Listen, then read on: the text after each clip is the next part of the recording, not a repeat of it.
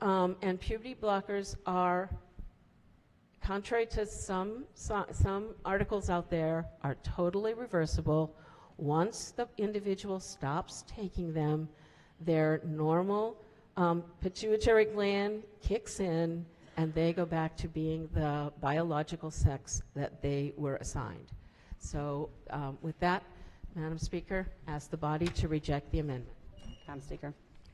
Gentlelady from Hartford. Thank you very much, Madam Speaker. So I have here a 2011 study, a 2014 study, a 2015, 17, another 2020, 2020 again, 2020 again, 2021, 22, 22, 22, 22. All of those studies say it does not decrease the risk of suicide. It is not one study, it is not one guy, it is many, many, many studies and many, many, many people. And I will just read for the body what the British National Institute of Health said in 2022.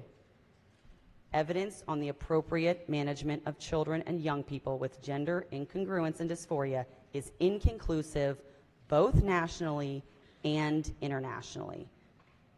And I will just remind the body that in Finland, for example, they suggest psychotherapy and that no hormones should be given to children who are still maturing mentally. So this is not a one-off guy. This is not a one-off study. If any of you would like copies of these studies, I am happy to give them to you. You are welcome to reach out to my office, and I will share them with you.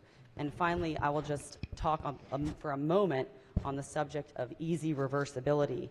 The Royal Osteoporosis Society states quite clearly that you are at a significantly increased risk of osteoporosis if you are taking cross-sex hormones. Have hormones been used for many years? Of course they have.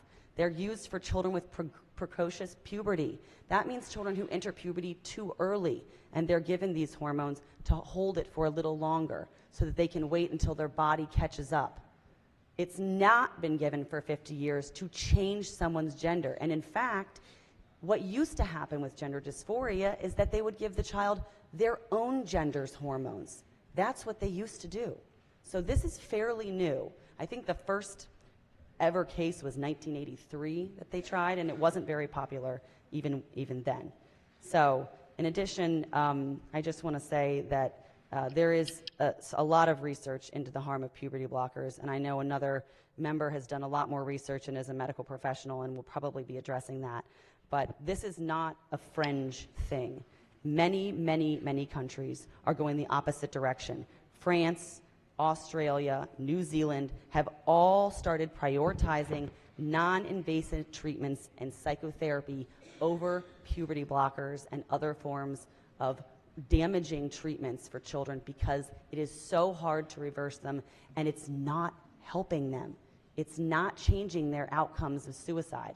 So there really is no reason for us to allow our children to be experimented on.